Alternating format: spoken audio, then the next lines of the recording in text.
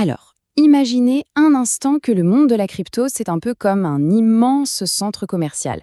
D'un côté, on a les petites boutiques très spécialisées, et de l'autre, eh bien, on a les hypermarchés, ces endroits où on trouve absolument tout. C'est exactement ce que Bitmart essaye d'être, et c'est ce qu'on va décortiquer ensemble aujourd'hui.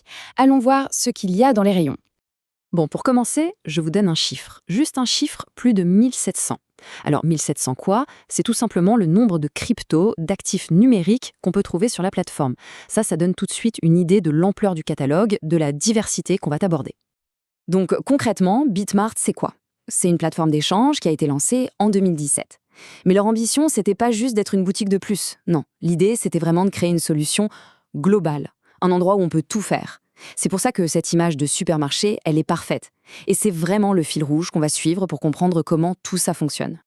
Voilà le programme du jour. D'abord, on va voir comment on fait ses premières courses, son premier achat de crypto. Ensuite, on passera à la boîte à outils du trader pour ceux qui aiment être plus actifs. Après ça, on plongera dans le trading automatisé et l'IA. Ouais, comment laisser la technologie bosser un peu. Puis, on verra comment faire travailler sa crypto, la faire fructifier sans rien faire ou presque. Et pour finir, on explorera tout ce qu'il y a autour, tout ce qui n'est pas que du trading. Allez, on attaque. Première étape, et c'est la plus importante pour tout le monde, comment on entre dans cet écosystème. Autrement dit, comment on met de l'argent sur son compte pour faire son tout premier achat. Eh bien, comme dans n'importe quel supermarché, il faut des caisses pour payer. Et là, il y a le choix. On peut utiliser les moyens les plus classiques, carte de crédit, Visa, Mastercard, pas de surprise, mais aussi des services tiers comme MoonPay ou Banksa qui sont spécialisés là-dedans. Et bien sûr, pour ceux qui aiment la simplicité, Google Pay et Apple Pay sont la partie. L'objectif, il est super clair, que ce premier achat soit le plus simple possible sans se prendre la tête avec la technique. Bon, ça c'était pour les débuts. Maintenant, passons à un autre rayon, celui pour les gens qui veulent, trader activement, gérer leurs investissements au jour le jour. Alors, qu'est-ce qu'on trouve dans leur boîte à outils? En gros, il y a 3 produits phares. Le premier, c'est le trading spot. C'est le plus simple, le plus direct. On achète un actif, il est à soi. Point. Ensuite, il y a le trading sur marge. Là, c'est un peu comme si la plateforme prêtait de l'argent pour augmenter la taille de ses positions. Et enfin, les futurs, les contrats à terme. Là, on ne possède plus l'actif, on parie sur son prix futur. Forcément, on a 3 outils et donc 3 niveaux de risque bien différents. D'ailleurs, il faut vraiment insister sur cette différence entre le spot et les futurs. C'est crucial. Avec le spot, on achète, on possède l'actif. C'est du concret. C'est plutôt une approche pour du long terme. Les futurs, c'est tout l'inverse. Ce sont des paris sur l'avenir. C'est de la spéculation pure, souvent sur du très court terme. Et on ne détient jamais l'actif en question. C'est vraiment 2 philosophies, 2 mondes à part. Et en parlant de futurs, tenez-vous bien, ce chiffre, 100x, c'est l'effet de levier maximum qu'on peut utiliser. C'est énorme.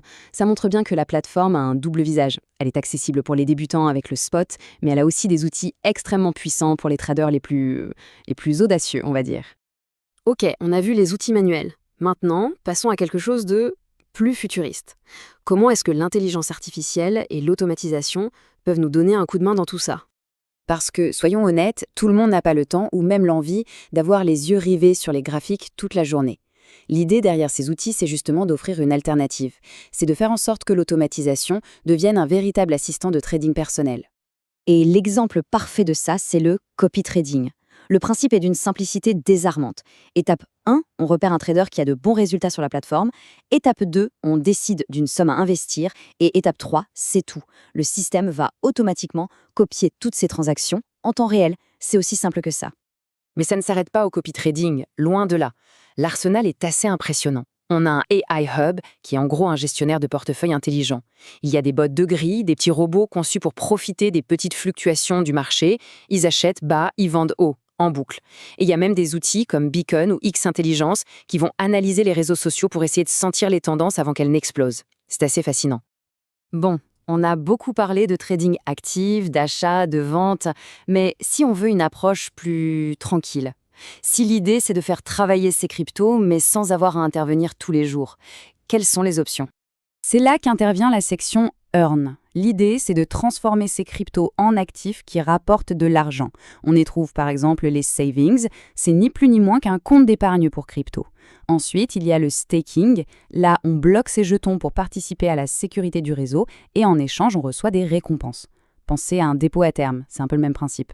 Et pour ceux qui veulent aller encore plus loin, il y a même des services de gestion de patrimoine plus professionnels. Au fond, l'objectif est très simple. C'est de faire en sorte que des actifs numériques qui autrement dormiraient dans un portefeuille se mettent à générer des rendements. Le tout de la manière la plus simple et la plus sûre possible.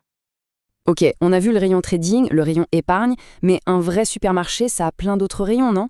Alors, allons explorer le reste de l'écosystème Bitmart, au-delà du trading pur et dur. Et là, on sort vraiment du cadre de la finance pure. On trouve quoi? Une marketplace pour les NFT, bien sûr. Une plateforme Launch Prime pour découvrir et investir dans de nouveaux projets avant tout le monde. Il y a même Bitmart Travel, un service pour réserver ses vols et ses hôtels en payant avec ses cryptos. Et, ce qui est super intéressant, un système de vote qui permet à la communauté d'influencer les prochaines cryptos qui seront ajoutées. C'est vraiment l'idée d'un écosystème complet et participatif. Et pour se faire une idée de l'animation qu'il y a sur cette plateforme, regardez ce chiffre. 288 000 USDT, c'était la cagnotte mise en jeu lors d'un récent concours de trading. Ça donne une bonne idée de l'engagement de la communauté et de l'ampleur des événements qui y sont organisés. Donc si on résume, le parcours est vraiment complet. On peut commencer par un tout premier achat, très simple, puis passer à des outils de trading ultra sophistiqués et même aller jusqu'à réserver ses prochaines vacances. Tout est intégré au même endroit, on en revient toujours à cette idée de hub central, de supermarché de la crypto. Et tout ça, ça nous amène à une dernière question, une question un peu plus large. Est-ce que ce modèle, le modèle du tout en un, du supermarché où l'on trouve absolument tout, est-ce que c'est ça l'avenir des plateformes d'actifs numériques? C'est une question qui mérite d'être posée et qui en dit long sur la direction que prend toute l'industrie.